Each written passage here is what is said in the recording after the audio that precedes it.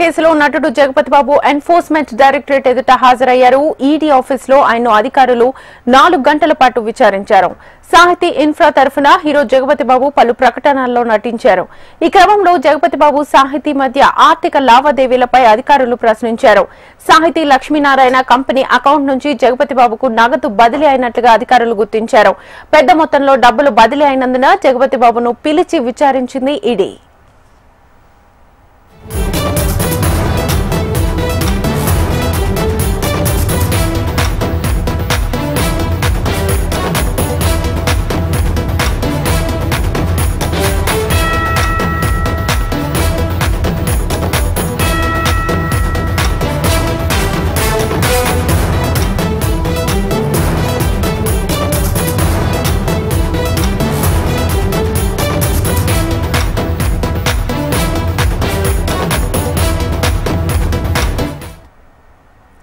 సాహితీ ఇన్ఫ్రా కేసులో నటుడు జగపతి బాబు ఎన్ఫోర్స్మెంట్ డైరెక్టరేట్ ఎదుట హాజరయ్యారు. ఈడీ ఆఫీసులో ఆయన అధికారులు 4 గంటల పాటు విచారించారు. సాహితీ ఇన్ఫ్రా తరఫున హీరో జగపతి బాబు పలు ప్రకటనల్లో నటించారు. ఈ క్రమంలో జగపతి బాబు సాహితీ మధ్య ఆర్థిక లావాదేవీలపై అధికారులు ప్రశ్నించారు. సాహితీ లక్ష్మీనారాయణ కంపెనీ అకౌంట్ నుంచి జగపతి బాబుకు నగదు బదిలీ అయినట్లుగా అధికారులు గుర్తించారు. పెద్ద మొత్తంలో డబ్బులు బదిలీ అయినందున జగపతి బాబును పిలిచి విచారించింది ఈడీ.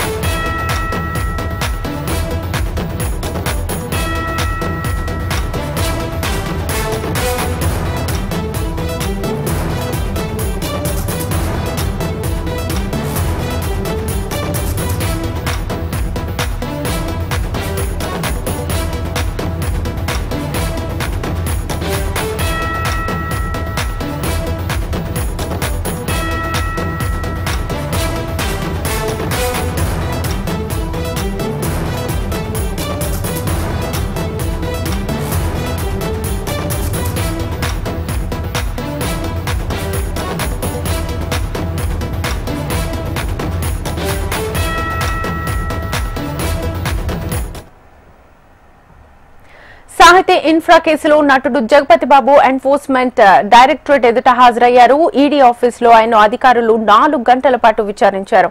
సాహితీ ఇన్ఫ్రా తరఫున హీరో జగపతి బాబు పలు ప్రకటనల్లో నటించారు. ఈ క్రమంలో జగపతి బాబు సాహితీ మధ్య ఆర్థిక లావాదేవీలపై అధికారులు ప్రశ్నించారు.